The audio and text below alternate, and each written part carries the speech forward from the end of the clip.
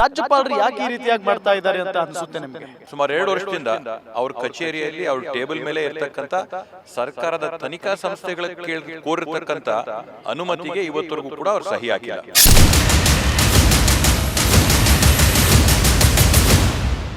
ಇದು ತಾವೆಲ್ಲ ನೋಡ್ತಾ ಇರಂಗೆ ಪ್ರಜಾಪ್ರಭುತ್ವದ ಕುಸಿತ ಮಾಡಕ್ಕೋಸ್ಕರ ಇಲ್ಲಿ ಜನರಿಂದ ಆಯ್ಕೆಯಾದಂತ ಸರ್ಕಾರನ ಪತನಗೊಳಿಸೋದಕ್ಕೋಸ್ಕರ ಈ ಎಲ್ಲ ಷಡ್ಯಂತ್ರಗಳನ್ನ ರಾಜ್ಯಪಾಲರ ಕಚೇರಿ ಮುಖಾಂತರವಾಗಿ ರೂಪಿಸ್ತಾ ಇರ್ತಕ್ಕಂಥದ್ದು.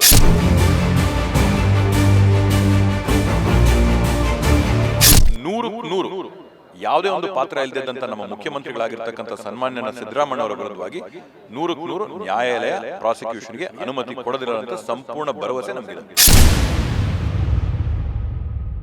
ಬಿಜೆಪಿಯ 4 ವಿರುದ್ಧ ಪ್ರಕರಣಗಳಿದ್ರು ಕೂಡ ಪ್ರಾಸಿಕ್ಯೂಷನ್ಗೆ ಯಾಕೆ ಅನುಮತಿಯನ್ನು ಕೊಡ್ತಾ ಇಲ್ಲ ರಾಜ್ಯಪಾಲರು ಅಂತ ಹೇಳಿ ಪ್ರಶ್ನೆ ಮಾಡಿ ಕಾಂಗ್ರೆಸ್ನ ನಾಯಕರೆಲ್ಲ ಇವತ್ತು ಪ್ರತಿಭಟನೆ ಮಾಡ್ತಾ ಇದ್ದಾರೆ.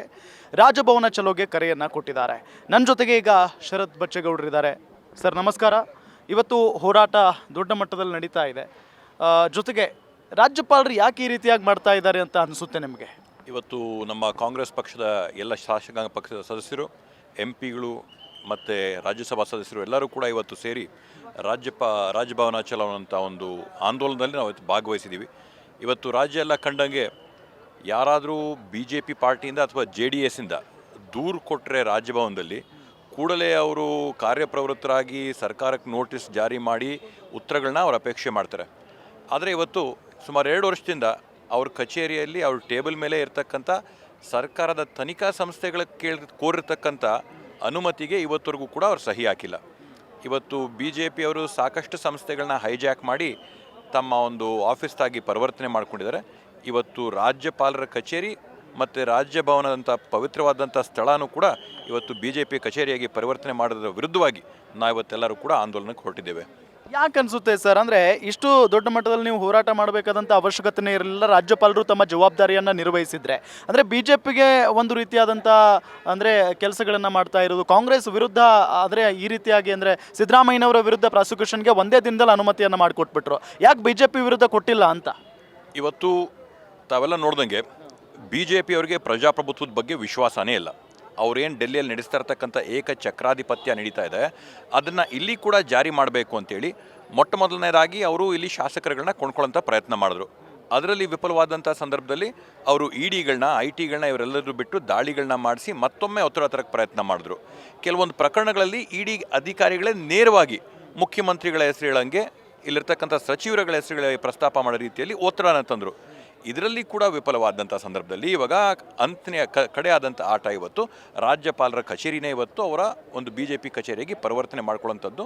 ಇದು ತಾವೆಲ್ಲ ನೋಡ್ತಾ ಇರೋಂಗೆ ಪ್ರಜಾಪ್ರಭುತ್ವದ ಕುಸಿತ ಮಾಡೋಕ್ಕೋಸ್ಕರ ಇಲ್ಲಿ ಜನರಿಂದ ಆಯ್ಕೆಯಾದಂಥ ಸರ್ಕಾರನ ಪತನಗೊಳಿಸೋದಕ್ಕೋಸ್ಕರ ಈ ಎಲ್ಲ ಷಡ್ಯಂತ್ರಗಳನ್ನ ರಾಜ್ಯಪಾಲರ ಕಚೇರಿ ಮುಖಾಂತರವಾಗಿ ರೂಪಿಸ್ತಾ ಇರ್ತಕ್ಕಂಥದ್ದು. ಸೊ ಈ ಪ್ರತಿಭಟನೆಯ ನಂತರ, ಈ ಹೋರಾಟದ ನಂತರ ಪ್ರಾಸಿಕ್ಯೂಷನ್ಗೆ ಅನುಮತಿ ಕೊಡ್ತಾರೆ ಅಂತ ನಿಮ್ಗೆ ಅನಿಸುತ್ತಾ? ಇವತ್ತು ನ್ಯಾಯಾಲಯದಲ್ಲಿ ನಡ್ತಾ ಇರ್ತಕ್ಕಂಥ ಒಂದು ಹೋರಾಟ ನ್ಯಾಯಾಲಯದಲ್ಲಾಗುತ್ತೆ. ನಮ್ಗೆ ಸಂಪೂರ್ಣವಾದಂಥ ವಿಶ್ವಾಸ ಇದೆ. ನ್ಯಾಯಾಲಯದಲ್ಲಿ ಇವತ್ತು ಯಾವುದೇ ಒಂದು ಆರೋಪ ಕೂಡ ಇಲ್ಲದೇ ಇದ್ದಂಥ ಒಂದು ಮೂಢ ಹಗರಣದಲ್ಲಿ ಇವತ್ತು ಅಕ್ರಮ ಅಲ್ಲ, ಆರೋಪನೇ ಇವತ್ತೇನಂತ ಇವತ್ತವರೆಗೂ ಅವರು ವಿಪಕ್ಷಗಳು ನೇರವಾಗಿ ಹೇಳಿಲ್ಲ. ಆರೋಪನೇ ಅವರು ಇಲ್ಲಿ ಸ್ಪಷ್ಟಪಡಿಸದಿದ್ದಂಥ ಸಂದರ್ಭದಲ್ಲಿ ಅಕ್ರಮ ಎಲ್ಲಿ ಬಂತು ಅನ್ನೋಂಥ ಪ್ರಶ್ನೆ ಏನಿಲ್ಲ. 100% ಯಾವುದೇ ಒಂದು ಪಾತ್ರ ಇಲ್ಲದಿದ್ದಂಥ ನಮ್ಮ ಮುಖ್ಯಮಂತ್ರಿಗಳಾಗಿರ್ತಕ್ಕಂಥ ಸನ್ಮಾನ್ಯ ಸಿದ್ದರಾಮಯ್ಯ ಅವರ ವಿರುದ್ಧವಾಗಿ 100% ನ್ಯಾಯಾಲಯ ಪ್ರಾಸಿಕ್ಯೂಷನ್ಗೆ ಅನುಮತಿ ಕೊಡದಿರೋಂಥ ಸಂಪೂರ್ಣ ಭರವಸೆ ನಮಗಿದೆ. ಅಂದರೆ BJPಯ 4 ಮೇಲೆ ಗಂಭೀರವಾದಂಥ ಆರೋಪಗಳಿದಾವೆ ಸರ್. ಇಷ್ಟು ವರ್ಷಗಳಲ್ಲಿ ಇವರು ಕ್ರಮವನ್ನು ಯಾಕೆ ತೆಗೆದುಕೊಂಡಿಲ್ಲ? ಸಿದ್ದರಾಮಯ್ಯನವರನ್ನ ಯಾಕೆ ಟಾರ್ಗೆಟ್ ಮಾಡಿಬಿಟ್ರು ಅಂತ ಅನಿಸುತ್ತೆ ನಿಮಗೆ? ಇವತ್ತು ಈ ಒಂದು ಸರ್ಕಾರನ ಇಲ್ಲಿರ್ತಕ್ಕಂಥ ರಾಜ್ಯದಲ್ಲಿರ್ತಕ್ಕಂಥ ಕಾಂಗ್ರೆಸ್ ಸರ್ಕಾರ ಇವತ್ತು ಈ ರಾಷ್ಟ್ರಕ್ಕೇ ಮಾದರಿಯಾದಂಥ ಸರ್ಕಾರ ಇದೆ.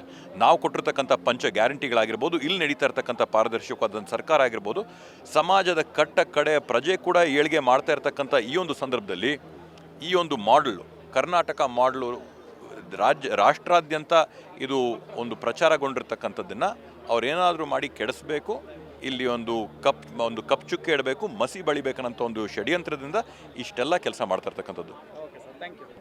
ಎಸ್, ಇದು ಶರತ್ ಬಚ್ಚೇಗೌಡರ ಮಾತು. ಕ್ಯಾಮ್ರಾಮನ್ ಗಿರಿಬಾಬು ಜೊತೆ ನಾನು ರಾಮ್ ಬಡ್ಗೇರ್, ಗ್ಯಾರಂಟಿ ನ್ಯೂಸ್.